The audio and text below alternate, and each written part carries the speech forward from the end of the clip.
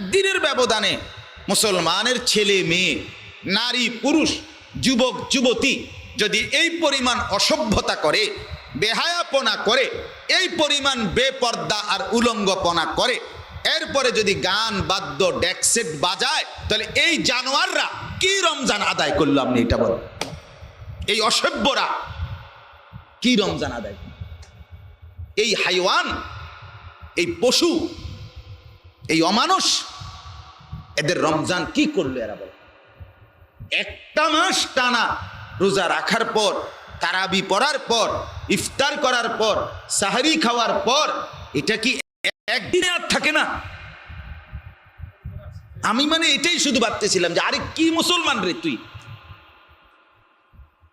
তুই একদিনের ব্যবধানে, মাত্র 24 ঘন্টাও পার হইল না,